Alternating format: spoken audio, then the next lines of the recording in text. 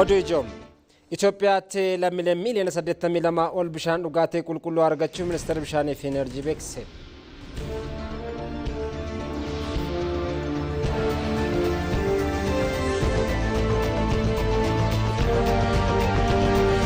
Buufata galaanaa ofii dhabuun dorgomtummaa biyyi gabaa addunyaa keessatti kan qabdu kan miidhudha jedhame.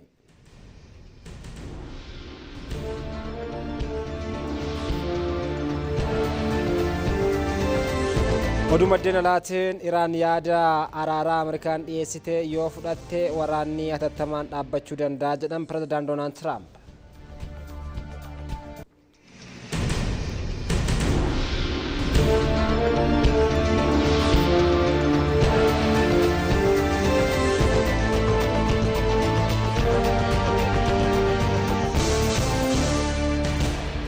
Argafuuni akkam jirtu kabajamtoota daawwattoota keenya TV Afaan Oromoo irraa oduu sa'aatii kanaaf qabannee isinitti himnaa oduu waliin Mangistuu Akkumaati ijoowwan isaan irraa jalqabneerra gara oduu jalqabaaf qabanneetti darbaa. Itoophiyaatti lammiileen miiliyoona 82 ol bishaan dhugaatii qulqulluu argachuu isaanii ministeera bishaanii fi enerjii beeksisee jira. Mana marii bakka bu'oota uummataatti yaa'ii idilee 19ffaa taa'een gabaasa raawwii ji'oottan 9 ministeera bishaanii fi enerjii gamaggamee jira.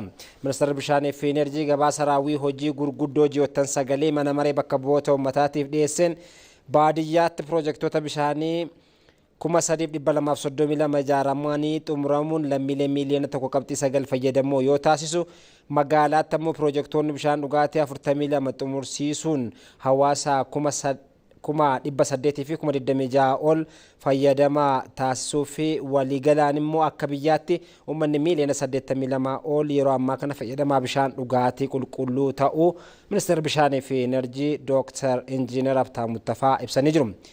Waayillee keenya Saxxoo Tashoomeetu gabaase.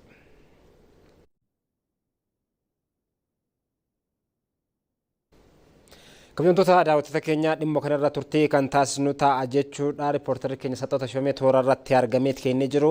Mee Saxxoo raawwiin piroojektota ministeera bishaanii fi enerjiitiin ji'oottan 9 darban hojjetaman maal fakkaata? Fayyadamummaa hawaasaa mirkaneessuutiin hojiin hojjetame maal fakkaata? Raawwiin gamaggamni geggeeffamaa jiru haala kamiin kan inni geggeeffamaa jiru daawwattoota keenya biraan qaqqabsiisi.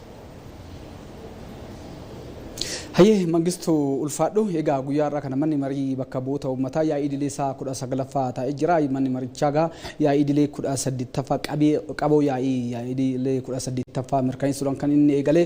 Itti aansuudhaanis gabaasa raawwii hojii ji'oota 9 kan ministeera bishaanii fi enerjiiti kan inni gamaggamaa ture. Egaa ministeerichi hojiiwwan garaagaraatti kan inni hojjetaa ture. Gama dippiloomaasii bishaaniitiin kan fudhannoo ta'e iddoowwan adda addaatti keessattuu yaa laga Abbaay irratti biyyoota jiran jaawoliin walga'iiwwan adda addaa taasisuu akkasumas immoo ambaasaadarootaa fi dippiloomaatota garaagaraatti dhimma bishaan wal qabatu deeggarsa akkasumas immoo bulchiisa bishaan kan wal qabatu raawwachaa turu akkasumas immoo raawwachiisummaa hojjetaa yookiin immoo dandeettii raawwachiisummaa hojjetaa cimsuudhaaf sadarkaa adda addaatti barnootaa fi akkasumas immoo leenjii gaggabaabaa kennuu isaa beeksisee jira. Kana erga hojjeteen booda gara bishaan qulqulluu walga'iinsan kan fudhannoo ta'e egaa Itoophiyaan yeroo ammaa kana Itoophiyaatti jechaadhaan lammiilee miiliyoona 82.33 bishaan qulqulluu argataniiti jiru kan jedhame. Ji'oota 9 kan fudhannoo ta'e egaa piroojektota bishaan dhugaatii naannoo 3,200 ol guutuu biyyattii baadiyyaa keessatti jechaadha hojjechiisuudhaan egaa kurmaana kana yookiin immoo ji'oota 9 keessatti namoonni miiliyoonni 1 fi 900 akka fayyadamaa ta'an ta'ee jira jedhamee jira. Gara magaalaatti kan fudhannoo ta'e egaa piroojektota gurguddaa bishaan dhugaatiif fayyadan naannoo 42 hojjechiisuudhaan xumuruudhaan uummanni naannoo 800 fi 26 ol bishaan kanarraa fayyadamee jira. Haala waliigalaatiin yoo kan fudhannu ta'e Itoophiyaa keessatti magaalas baadiyyaas bishaan dhugaatiin kan baadiyyaaf magaalaa walitti dabalatee miiliyoona 83.3 dhaqqabeeti kan inni jiru. Gama biraatiin immoo gama bu'uuraalee misoomaa qulqullina yookiin immoo saaniteeshiniitti kan fudhannoo ta'e iddoowwan walga'ii akkasumas immoo iddoo hojii manneen nama dhuunfaa fi hoteelotaa fi iddoo adda addaatti qulqullina meeshaa kabachiisuudhaaf yookiin barbaachisan guutuudhaan harka 26 kan ture gara harka 28 yookiin dhibbeentaa 28 ol guddisuun qabsiisuun danda'amee jira jedhameeti jira. Gama biraatiin gama walga'iinsa anniisaa elektirikiitiin kan fudhannoo ta'e egaa Itoophiyaan yeroo ammaa kana baadiyyaa magaalaa osoo hin jenne hojiiwwan adda addaa hojjetaa jirti. Kanaaf immoo maddeen anniisaa maddisiisan irratti baay'inaan hojjetaa jirti. Meegaawaatti 7,910 kan ture humni Itoophiyaa keessatti anniisan jechaadha. Yeroo ammaa kana 9,580 dhaqqabeeti kan inni jiru. Gama aduutiin akkasumas bishaanitiin kan fudhannoo ta'e bishaaniin kan fudhannoo ta'e naannoo 7,000 kan ture 9,950tti ol guddatee jira. Gama anniisaa bubbeetiin yookiin immoo qilleensatiin 479 dhaqqabsiisuun danda'amee jira. Gama biraatiin immoo kan aduutiin kan fudhannoo ta'e naannoo 15 meegaawaatti 15.33 dhaqqabsiisuun danda'ameeti kan inni jiru. Egaa gama biraatiin egaa humna ibsaa Itoophiyaan oomishaa jirtu kanarraa ministeerichi taargeetii yookiin immoo kaayeffatee kan inni hojjetaa jiru keessaa sharafa biyya alaa biyyoota naannawaa walitti hidhuudhaan argachuudha. Kanaanis egaa Itoophiyaan bara kana doolaara miiliyoona hedduudha kan isheen argatte. Naannoo doolaara miiliyoona 314 argachuudhaaf kan karoorsite naannoo doolaara miiliyoona 350 ol argachuun ishee mirkanaa'eeti kan jiru. Egaa haala waliigalaatiin hojiiwwan anniisaa qusachuudhaan wal qabatan gama sumsuma anniisaa qusatuutiin akkasumas immoo soolaarii fi hojiiwwan adda addaa hojjechuudhaan hojii milkaa'aa hojjechuusaa ministeerichi ibsee jira. Gama biraatiin gaaffiiwwan garaagaraa miseensota mana mariirraa ka'anii jiru. Keessattuu walga'iinsi bishaanii ammarree rakkoo guddaadha qaba. Ciccitiinsi bishaanii jira. Ciccitiinsi humna ibsaa yookiin anniisaa elektirikaa ni jiraa fi gaaffilee hedduudha kan kaasaa jiranii. Kanaanis kan wal qabate egaa deebiin sa'aatii kanatti itti kennamaa jira. Deebii fi yaadota ka'an immoo oduu keenya waaree boodatiin qabannee kan dhiyaannu ta'a Mangistuu. Ayyee miltoo hojii keenya saxoota shumrii fannoo bal'aa daawwattoota keenya biraan qaqqabsiifteef hedduu galatoomii yeroo gaarii qabaadhu sin jenna. Gara oduutti aanutti yeroo dabarru immoo zoonota dinagdee addaa Itoophiyaa keessatti abbootii qabeenyaa Chaayinaa humna qaban akka hirmaatanii fi embaasiin Chaayinaa Itoophiyaa jiru deeggarsa barbaachisu akka taasisu korporeeshiniin misooma paarkilee indaastirii waamicha dhiyeessee jira. Kaampaaniin Chaayinaa Hope Medical Consample jedhamuu fi meeshaalee wal'aansaa oomishu zoonii addaa dinagdee Qiliinxootti hojii eegaluu fi waliigaltee mallatteessuun isaas eeramee jira. Sagantaa waliigaltee mallatteessuu kanarratti argamuudhaan ergaa kan dabarsan hojii raawwachiisaa olaanaan korporeeshinii misooma paarkiiwwan indaastirii Fissaa Ittaagasu abbootiin qabeenyaa Chaayinaa Itoophiyaa keessatti damee investimentii faarmaatikaalii irratti akka hirmaatanii fi embaasiin Chaayinaa deeggarsa taasisuu cimee akka itti fufuu gaafatanii jiru. Hariiroon biyyoota lamaanii gara sadarkaa olaanaatti ceesisuufis investimentii guddisuun murteessaa ta'uun kan himan Fissaa Ittaagasu. Kanaafis hojiiwwan abbootii qabeenyaa hawwachuu hojjetamaa jiraachuus himanii jiru. Kanaafis deeggarsi embaasiin Chaayinaa taasiseefis galateeffatanii jiru. Itoophiyaatti ambaasaaddarri Chaayinaa Chen Hai mootummaan Chaayinaa hojii investimentii Itoophiyaa deeggaruu kan itti fufu ta'uu mirkaneessanii jiru. Embaasichis tumsa tarsiimawaa abbootii qabeenyaa Chaayinaa wajjin qabu daran cimsuu fi investimentii dabalataa hawwatuuf kutannoon hojjetaa jiranii jiru. Keessaayyuu dameewwan wal'aansaa Itoophiyaa ammayyeessuu fi indaastiriiwwan guddisuu fi abbootii qabeenyaa Chaayinaa dhufanii akka hojjetanii fi hojiin beeksisuu amansiisuu fi deeggarsaa ni hojjetamas jedhanii jiru.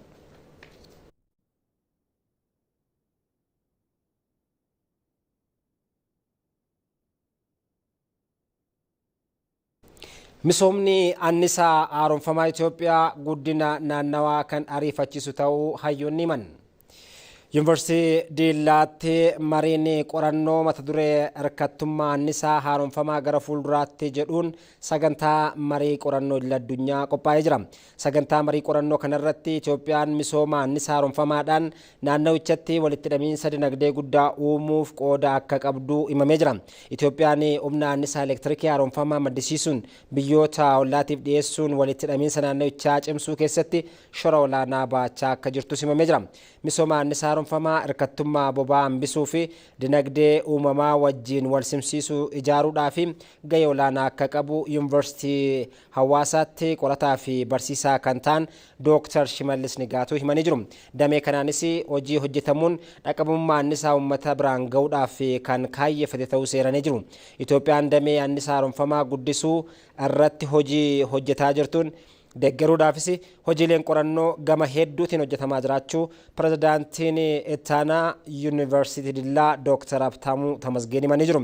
Keessattuu jireenya qonnaan bultootaa fooyyessuun hojiin baayoo gaazii fi annisaa haaromfamaa kanneen biroo fayyadamuun ciminaan itti deemamaa jiraachuu himanii jiru. Sagantaa kanarrattis hojiileen qorannoo damee annisaa haaromfamaa 6 ol irratti xiyyeeffatan dhiyaachuudhaan irratti mari'atameera.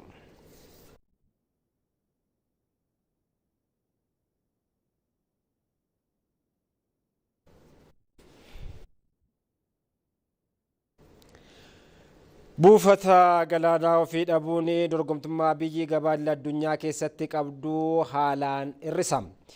Investimentii alaa hawwachuufis buufanni galaanaa murteessaadha. Hulaa galaanaa argachuu fi tajaajila loojistikii akka si'atu kan gargaarudha. Muktaar Abdallaa. Daldalli bu'uura dinagdee biyya tokkoo yoo ta'u, hulaan galaanaa immoo daandii guddinaati. Itoophiyaanis yeroo gara yerootti fedhii lammiilee ishee guutuuf hulaa galaanaa qabaachuuf gaaffiin gaafataa jirtu gaaffii yeroo isaa eeggatedha. Haala addunyaan amma irra geesseen baay'ina uummataa miiliyoona 100 fi miiliyoona 30 ta'uu qabaattee biyyi hulaa galaanaa hin qabne Itoophiyaa qofa. Daldala ishee dhibbeentaa 95 buufata Jibuutii fayyadamuun kan daldaltu Itoophiyaan waggaatti tajaajila buufataa fi hojiilee loojistikii biroof birrii biiliyoonatti lakkaa'amu baasti. Kunis biyyoota naannawichaa hulaa galaanaa qabaniin yoo madaalamu oomishaalee alaa galan irratti daballiin gatii dhibbeentaa 15 haga 20 akka jiraatu taasiseera. የሌላን አካል ወደብ የምንጠቀም ከመሆናችን አኳያ በራሱ ለከፍተኛ ወጪ buufata biyya biraa kan fayyadamnu ta'uun keenya mataa isaan baasii guddaaf nu saaxila. Biyyittiin gama kanaan baasii guddaa baasti. Gama tajaajilaanis baasileen hedduu jiru, baay'ee hedduudha. Tajaajila argachuuf baasileen baasnus jiru. Kanaafuu kallattii fi alkallattiinis kaffaltiin baasii ba'u salphaa miti. Yeroo fi maallaqa qisaasessuun Itoophiyaa baasii hedduuf kan saaxilan ta'uu isaaniin dhiibbaa salphaa miti. ወጪ የሚዳርጉ ከመሆናቸው አኳያ በራሱ ተጽዕኖ ቀላል አይደለም። Itoophiyaan oomishaalee alatti ergitu gosaa fi hammeentaan dabaluun gabaa addunyaa irratti dorgomaa akka taatuuf hojjechaa jirti. Itoophiyaan alergii oomishaalee qonnaa qofa keessaa ba'uun oomishaalee sonni itti dabalame erguu eegalteetti. Kunis ta'ee garuu hulaa galaanaa dhabuun dorgomtummaa gabaa idil addunyaa irratti hudhaa ta'uu itti fufeera. ኤክስፖርታችንን በሚመለከትበት ጊዜ እንደዚሁ Alergii keenyas yeroo ilaallu akkasuma Itoophiyaa irraa kanneen akka bunaa, albuudaa fi oomishaalee biroo gara alaatti ergina. Kunniinis mataa isaaniin qaaliidha jechuudha. Lafarra yeroo imalchiisnutti baasii guddaa qabu. Buufatarraa erga bahanii boodas dooniin fe'amee hanga lafa gabaa gahutti waliigalaan gatii guddaa gaafata. Kanaafuu gama lammaniin gara alaa erguus ta'e gara biyyaas galchuuf Itoophiyaan maallaqaanis ta'e yeroon qisaasama guddaaf saaxilamti. Kanaafuu gabaa idil addunyaa keessatti faayidaa argachuu malu ኑዳብሲሰ ጀቹዳ በዚህ ምክንያት በኢንተርናሽናል ማርኬት ውስጥ በሚገባን ልክ ማግኘት የሚገባንን ጥቅም እንዳናገኝ ይሆናል ማለት ነው። Dureeyyota alaa hawwachuun fayyadamtummaa carraa hojii dabaluu fi galiin sharafa alaa akka guddatuuf tajaajilli loojistiksii saffisaa murteessaadha. Ta'us dhabamuun hulaa galaanaa yeroon gahuu oomishaalee irratti dhiibbaan geessisu salphaa miti. ፋብሪካ ወይም ደግሞ ኢንቨስትመንት ከውጭ የሚፈልጉ ግብዓቶች Warshaales ta'e investimentii biroof meeshaaleen dheedhii alaa galan jiru. Kanaafuu meeshaaleen kaapitaalaa fi dheedhii kunniin yeroo alaa galan haala turtii isaanii irratti hundaa'uun abbootii warshaa alaa galchu akkasumas oomisha isaanii alatti ergu. Rakkoo fi qisaasama kana keessa jiru hir'isuuf akka biyyaatti oomisha oomishne buufata itti kuusnuu fi kan ittiin alatti erginu buufata mataa keenyaa qabnaa kan jedhu gaaffii bu'uuraati. Kanaafuu investimentii hawwachuuf gaheen buufata galaanaa guddaadha. ኢንቨስትመንት ለመሳብ ወደቦች ያላቸው ወይም ደግሞ የባህር በር ያላቸው ቦታ ትልቅ ነው። Buufatarraa haga lafa gabaatti imalli jiru qaala'insa gatii waliin hariiroo cimaa qaba. Yeroo ammaas oomishaalee alaa galan irratti qaala'insi gatii mul'atu dhiibbaa gama hulaa galaanaa fi loojistiksiin jiru keessaa isa ijoodha.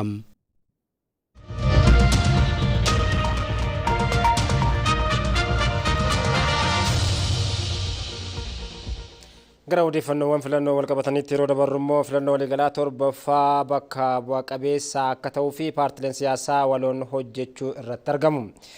Aadaan wal falmii naga qabeessa guddisuudhaafis bartee rakkoo mariidhaan furuu guddachaa jiraas jedhamee jira. Asaante Asan. Biyya tokko keessatti sirni dimookiraasii akka dagaaguu fi bu'uura cimaarraa akka dhaabbatuuf gaheen paartilee siyaasaa murteessaadha. Paartileen adeemsa filannoon jalqabamee aga xumuramutti fedhii lammiilee calaqqisiisuu fi dirree siyaasaa bal'isuu keessatti gahee olaanaa qabu.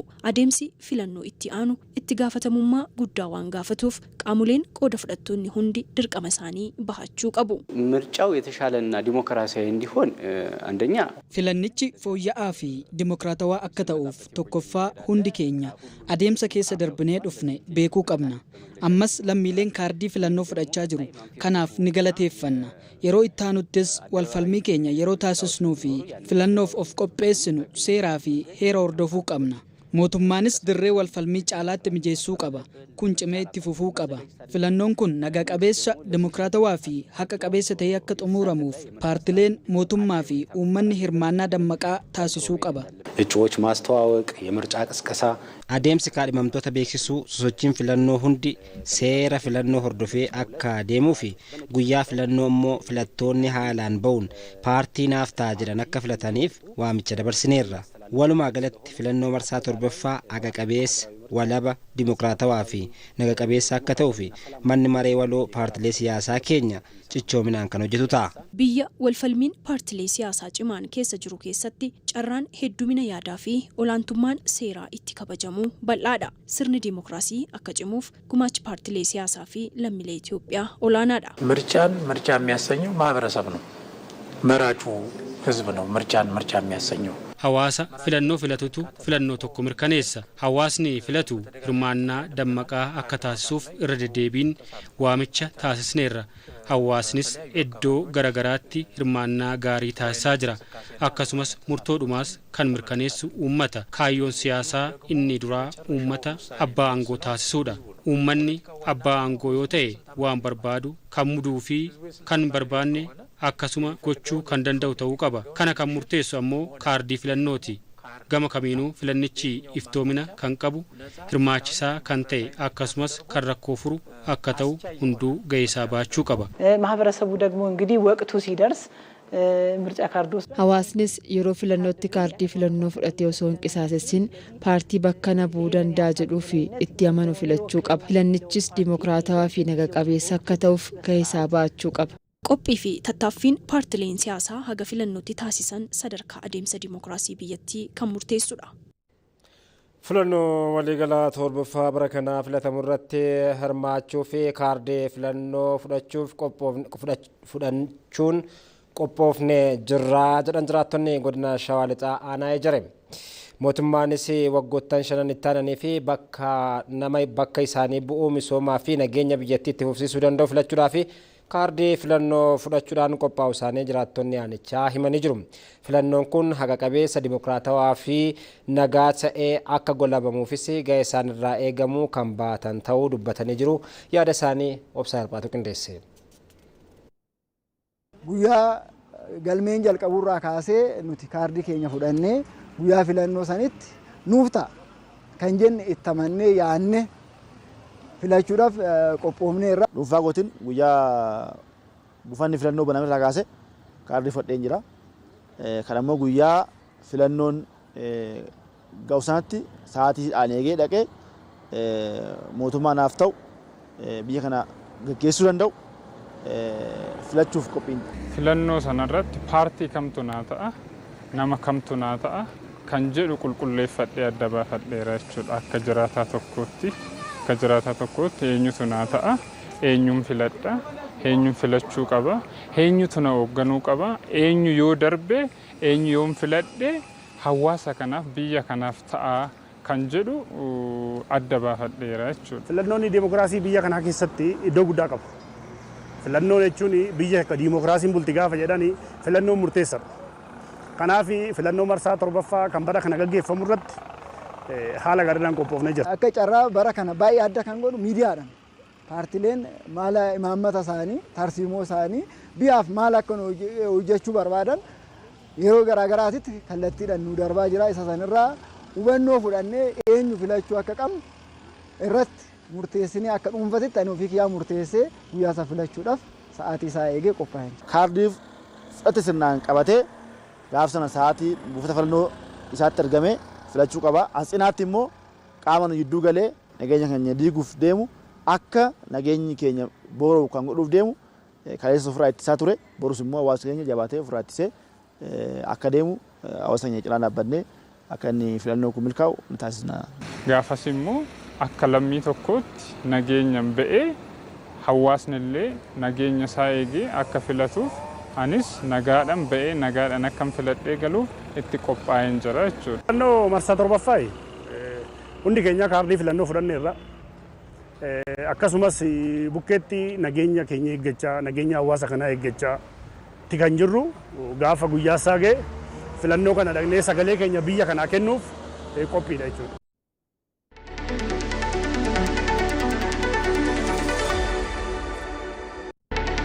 Agarsiifni arfeffaan Itoophiyaan oomishtuu galma dinagdee biyyattiin indaastiriidhaan akka durfamu qabattee kan milkeessu ta'u oomishni agarsiisa sosochii Itoophiyaan oomishtuu arfeffaa irratti dhiyaatan agarsiiftuudha jedhame. Agarsiisni kunis oomisha biyya keessaa sadarkaa qulqullina oomisha isaanii fooyyeessuun dorgomtummaa gabaa keessatti qaban dabalaa jira. Heeraan Silashii dhimmicha irratti bal'ina qindeeffattee qabdi. Damee oomishaa dammaqsuun hojiilee kalaqaa fayyadamtoota biraan ga'uuf sosochii Itoophiyaan oomishtuu ga'een isaa guddaadha. Agarsiisni Itoophiyaan oomishtuu arfaffaan Itoophiyaan ce'umsa indaastirii taasisaa jirtu milkeessuuf oomishni agarsiisa kana irratti dhiyaate abdii kan namatti horudha. Agarsiisa kana irratti oomishni qulqullina qaban kan dhiyaatan yoo ta'u Itoophiyaan guddina damee indaastiriitiin daran guddachaa jiraachuuf agarsiistuudha. ኤክስፖ ላይ በጣም በርካታ ኩባንያዎች የተሳተፉ ነው የሚገኙት። አገርሲisa kana irratti dhaabbilee hedduutu hirmaataa jira. Sadarkaa kanatti dhaabbileen hunduu ogeeyyii ofii isaanii fayyadamuun sadarkaa kalaqa isaanii yoo guddisaa deeman hirkattummaa alaa ni hir'isu jechuudha. Kanaaf sosochiin Itoophiyaan haa oomishtuu jiraachuun yeroo itti aanutti maal qabadhee dhiyaadhu maal kalaqu kan jedhu hojii manaa taasifannee oomishaa jirra. Kanaaf waggaa gara waggaatti jijjiirama qaba. Kanaaf ida'amni yaadaa nama hunda keenya ni guddisaa jechuudha. በልጆቻችን የተሰሩ ijoollee keenyaan kan hojjetaman biyya keenyatti kan oomishaman kanaan dura sharafa alaan gara biyyaa galaa kan turan yeroo ammaa guutummaan guututti sadarkaa qulqullina isaa eeggateen hojjechuu isaanii yoo arginu baay'ee gammanneerra maalirra akka geenyes agarsiiftuudha. እነኚህ ዕቃዎች ዛሬ ያየናቸው እውነት በተግባር ላይ የዋሉ ነው። Dhugumaan Itoophiyaan oomishaa jirtuun sadarkaa gaarii irra jirti. Dhugumaan Itoophiyaa keessatti oomisha ciccimaan akka kanaa oomishamaa akka jiru agarsiisa kana irraa baruun ni danda'ama. Mootummaanis xiyyeeffannoo itti kennuun kana qopheessuu isaan akkasumas namni hojjechuu akka danda'u arguu kootti akka abbaa amantaa tokkootti natti toleera. ኢትዮጵያ በእውነትም አምርታ ያላትን ነገር ደግሞ Dhugumaan Itoophiyaan oomishaa jirtuun sadarkaa gaarii irra jirti. Dhugumaan Itoophiyaa keessatti oomisha ciccimaa akka kana oomishamaa akka jiru agarsiisa kanarraa baruun ni danda'ama. Mootummaanis xiyyeeffannoo itti kennuun kana qopheessuu isaan akkasumas namni hojjechuu akka danda'u arguu kootti akka abbaa amantaa tokkootti natti toleera. Dameen indaastirii dinagdee biyyattii akka hoogganuu fi galma qabame milkeessuuf oomishtoonni oomisha dorgomaa ta'e dhiyeessuuf of qopheessuuf feesisa. በተለይ እንደ ኢትዮጵያ የሃይማኖት ተቋማት እንደ ካውንስል akka mana maree dhaabbilee amantaatti dargaggoonnis dureewwan mana amantaas dhufanii akka daawwatan daawwachuu qofa osoo hin taane kanarraas dargaggoonni akka baratan ga'ee keenya ni baana. Bu'aan sosochii Itoophiyaan oomishtuun argame oomisha alaa galaa ture kan biyya keessaan bakka buusuun sharafa alaa ba'uuf ture baraaruun danda'ameera. Pirezidaant Taayyaa Asqasillaasee agarsiisa Itoophiyaan oomishtuu bara kanaa giddugala Addis Konvenshinii keessatti banamee daawwatan. Agarsiisichi bila 25 hanga 30tti turu kanarratti oomishaaleen biyya keessaa indaastirii xixiqqaadhaa hanga gurguddaa keessatti oomishaman dhiyaatanii jiru. Agarsiisni kunis milkaa'inota damee indaastirii keessatti galmaa'an kan itti calaqqisiifamuu fi tattaaffiin gara fuulduraatiifis onnachiiftudha. Damee oomisha jajjabeessuufis agarsiisa qophaa'edha. Agarsiisni Itoophiyaan oomishtuu inni bara kanaa kun marsaa arfeffaadha jedhameera. Siisay Soorichaatu gabaase. Kabajamtoota daawwattoota keenya dhimma kanarra turtii kan taasisnu ta'a jechuudha. Riippoortarri keenya Siisay Soorichaa galma agarsiisa bakka agarsiisa kana konvenshinii argameet kan inni jiru siisaymee daawwiin pirezidaantiidhaan taasifaman maal fakkaatu haalli naannoo sana jiru maal fakkaata daawwattoota keenya biraan qaqqabsiisa. Tole guddaa galatoomii mangistuu akkuma silaati kaastee egaa agarsiisni egaa guyyaa dheengaddaa guyyaa shaniin dura asitti ministeera muummee Abiyyi Ahmediin jalqabame kuni ce'umsa Itoophiyaan ce'umsa indastiriidhaa dhugoomsuudhaaf taasistu keessatti shoora guddaa akka qabudha egaa kan ibsamaati ture keessattuu egaa agarsiisa kanarratti dhaabbilee garagaraatti kan hirmaachaa jiranii dhaabbilee xixiqqoo nyaata oomisha nyaataa garagaraa oomishanii jalqabee egaa indastirii gurguddaa keessatti tanaan dura Itoophiyaan biyya alaatti kan galchaa turte oomisha gurguddaa kan oomishan egaa agarsiisa kanarratti hirmaachatti jiru yeroo ammaa kana agarsiisni kunis keessattuu ce'umsa indastirii Itoophiyaan taasistu cimsuu keessatti shoorri inni qabaatu olaanaadha.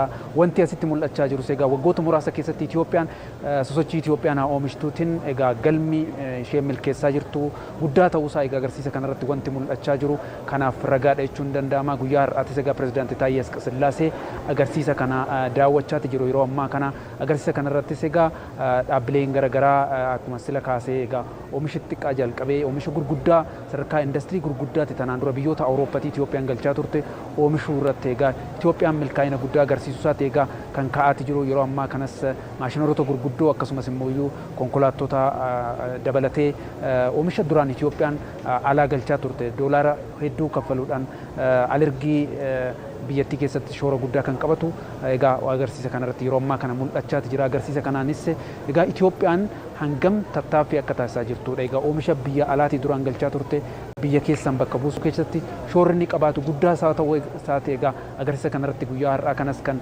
ibsamaati ture. Agarsiisa kanaanis wal qabatee yeroo ammaa kana keessattuu oomishtoota jajjabeessuu keessatti agarsiisni kun shoora guddaa akka qabudha kan kaasaa turanii pirezidaantii Taayyeenis egaa agarsiisa kanarratti yeroo irra deemanii daawwachaa turanitti oomishtoota jajjabeessaa turuu fi wanti arganis akka isaan gammachiise kan ibsaa fi turan warreen oomishtootaa fi hirmaattoota agarsiisa kanaatii fi kanaan wal qabateetis Itoophiyaan egaa imala jalqabde kana yoo cimsitee itti fufte yeroo muraasa keessatti alergii guddisuudhaan oomisha biyya keessatti oomishteen immoo alergii kan alaa galchaa turte kan biyya keessattiin bakka buusuu keessatti shoorri inni qabaatu olaanaa ta'uudha. Kunis waggoota muraasa keessatti akka milkaa'uu danda'uudha. Waggoottan afran kana keessatti Itoophiyaan oomishtuu sochiin isheen taasiste egaa qabatamaadhaan bu'aa qabatamaa argamsiisuusaa egaa agarsiisa kanarratti wanta guyyaa har'aa mul'achaa turedha. Kanaan wal qabateetis mariin guyyaa afuraffaadhaaf keessattuu Itoophiyaan oomishtuu cimsuu keessatti xiyyeeffate egaa ganamarraa jalqabee gaggeeffamaatti jira. Kuni egaa caalmatti gara fuulduratti yommuu cime Itoophiyaan dhugumatti Itoophiyaan egaa oomisha ofiisheetiin oomishte fayyadamtee gara alaattis biyyoota birootifis akka ta'uu dandeessu humni biyyattiin qabdu agarsiisu ta'e egaa agarsiisa kanarratti mul'ateeti jira mangistu. Milta hojii keenya Siisay Soorochaa bal'ina isaa daawwattoota keenya biraan qaqqabsiisteef hedduu galatoomii yeroo gaarii qabaadhu siin jenna. Gara oduutti aanutti yeroo dabarru immoo seerri haaraan damee indaastirii cimsuuf gargaaru ba'uufi jedhame. Seerri kunis waggoottan darban xiyyeeffannoo damee indaastiriitiif kennameen oomishaalee kanneen biyya alaatti galan bakka bu'aan baay'inaa fi qulqullina biyya keessatti akka oomishamanii fi gara alaatti ergamaa jiru kan jajjabeessu akka ta'us ibsamee jira. Hawwii Taaffasaa. Indaastiriin birmadummaa biyyaaf shoorri inni qabu olaanaadha. Biyyi indaastiriin ishee hin guddanne dhiibbaa biyyoota oomishtootaa jalaa bahuu hin dandeessu. Itoophiyaatti wayitaa ammaa indaastiriiwwan ijaaramaa jiran mootora dinagdee ta'uun biyya badhaatee fi lammiileen ishee ittiin boonan ijaaruuf bu'uura cimaa kaa'aa jiru. Waggoottan darban indaastiriif xiyyeeffannoon kennamuun oomishaaleen moggaasaa Itoophiyaatti oomishamee jedhu ofirraa qaban biyya irra darbee hangi oomishaalee gabaa addunyaaf dhiyaatanii akka dabalan taasiseera. Dameen indaastirii oomishaalee alaa galchuuf sharafa alaa olaanaa gaafatanii fi oomishamanii gara alaatti yoo ergaman oomishaalee gatii olaanaa qaban adda baasuun hojjechuun ammoo bu'aa argamuu olaanaa taasisa. በ9 ወሩ ከ4.8 ቢሊዮን ዶላር በላይ baatiiwwan saglan darbanitti oomishaalee doolaara biiliyoona 4.8 ol baasan biyya keessatti bakka buusuun danda'ameera. Kanaaf ammoo gabaa hedduu irratti oomisha Itoophiyaa argachuun waan haaraa miti jechuudha. Hagi gabaa keenyaas dhibbeentaa 38 qabaachaa turree amma dhibbeentaa 45.8 olitti guddateera. Dameen indaastirii damee diinagdee kaapitaala olaanaa gaafatuu fi adeemsa keessas baasii itti ba'ee dachaan kan deebisudha. Damee kanas faayinaansiin deeggaruun ammoo guddina itti fufiinsa qabiinsa qabu mirkaneessa. Haa ta'u malee ammatti hangi liqaa eegamu damichaaf dhiyaachuu dhabuun guddina damichaa daangessaa tureera. ኢትዮጵያ በምግብ ብቻ ሳይሆን በመድኃኒት ራሷን ለመቻል ከፍተኛ ጥረት እያደረገች ነው። ኢትዮጵያን nyaata qofaan osoo hin taane qorichaan of danda'uuf yaalii olaanaa taasisaa jirti. Imaammata sana dhagahuun lammiin Itoophiyaan akka oomishtuuf hinaaffaa qabu tokko dhufuun paarkii qorichootaa Qilinxoo keessatti waarshaa qorichaa ni ijaara. Waarshaan ijaarames qorichoota gosa 63 oomisha. Waggaatti taabileetii miliyoona 12 ol ni oomisha. Garuu baankileen Itoophiyaa kan dhuunfaa qofa osoo hin taane kan mootummaa waarshaa kanaaf liqaa hojii kaapitaalaa barbaachisu ni daangessan. Waggaa tokko ol waarshaan kun hojii osoo hin hojjetin ture. Waarshaa kanaaf osoo liqeessin bittaa konkolaataaf liqaa kennu. Indaastiriiwwan bu'uura cimaarraa akka dhaabbatuuf Itoophiyaanis oomishtummaa ishee akka cimsattuuf qabeenya guddina biyyattiif oolaniif xiyyeeffannoon kennameera. Mootummaan koree damee indaastirii hordofuu fi deeggaruu hundeessuun oomishtoonni rakkoolee akkasii keessaa akka bahaniif hojjechaa jira. አሁንም ቢሆን የኢትዮጵያ ፋይናንሻል ሴክተር ammallee taanaan seektarri faayinaansii Itoophiyaa liqaa fi deeggarsa indaastiriif dhiyeessan gadi aanaa ta'e agarreerra. Sababa kanaan torbeewwan muraasa taanaan yeroo jaha hin guunne keessatti seera ni baasna. Amma garuu indaastiriin qooda argachuu qabu akka dhabu kan taasisan rakkoolee namtolchee seera hambisu baasuuf mootummaan Itoophiyaa hojiirra jira. Oomishaaleen indaastirii Itoophiyaa biyya irra darbee alatti ergamee sharafa alaa akka argamsiisuuf caalmaatti kutannoon hojjechuu gaafata. ኤክስፖርትን ለማሳደግ 83 ምርቶች ተለይተዋል። Alergii guddisuuf oomishaaleen 83 adda ba'eera. Oomishaaleen 83 kunniin bakki ga'umsaa gabaa isaanii adda ba'eera. Gabaawwan kanneen keessatti oomisha hagaa fi qulqullina akkamiin dhiyeessuu qabna. Sadarkaan biyya keessaa isa hagamii kan jedhu adda ba'eera. Oomishaalee alaa galan bakka buusuuf oomishnuu fi alatti erginu bakka kamitti oomishuu qabnaa kan jedhu indaastirii manufaakcharingii adda ba'eera. Bara baajataa qabametti Itoophiyaan guddina diinagdee 10.2 galmeessuuf karoorfatteetti. Kana keessaas dameen indaastirii shoora olaanaa kan qabaatu yoo ta'u, kunis damichi imaammata cimaa mootummaa fi yaalii oomishtootaan badhaadhina biyyaa ijaaraa jiraachuusaaf agarsiistuudha.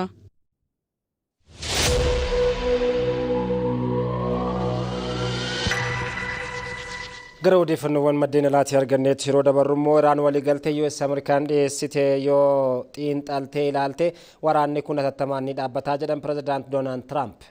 Pirezidaantiin US Ameerikaa Doonaald Tiraamp masaraa Waayit Haawusitti turtii gaazexeessitoota waliin taasisaniin Iraan waliin marii gaarii taasisaa jirraa jedhaniiru.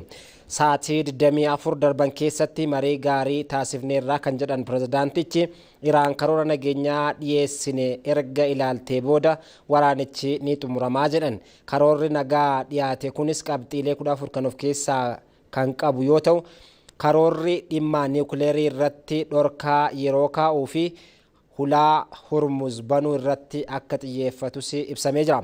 Iraan karoora nageenyaa dhiyaate kana ilaaltee kan fudhattu taanaan fuulduratti waliigalteen akka mallatteessan pirezidaant Tiraamp abdii qaban ibsanii carraan Iraan karoorichaa fudhachuus guddaa ta'uu eeranii jiru. Pirezidaant Tiraamp akka jedhanitti Iraan gama isheen waraanichi akka dhaabbatu cimsitee barbaaddi erga jedhanii booda taree Iraan karoora nagaa dhiyaate kana kan diddu taanaan US Ameerikaan Iraan irratti irra deebiidhaan haleellaa hamaa kan fudhattu ta'uu akeekkachiisanii jiru. Dubbii himaan ministeera dhimma alaa Iraan akka beeksanitti Iraan karoora nageenyaa dhiyaate kana jaarsummaa keessatti shoora olaanaa kan qabdu karaa Paakistaan ejjennoo ishee kan beeksistu ta'uu Aljaziiraan gabaaseera.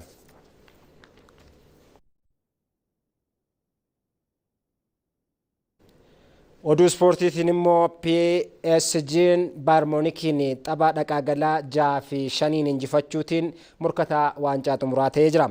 Taphni xumuraa PSG fi Arsenaal caamsaa 30 Hangarii magaalaa Budaapestitti kan taphatamu ta'a. Nuura Amaanoo gabaasa dabalataa qindeesseera. PSG have done what they had to do.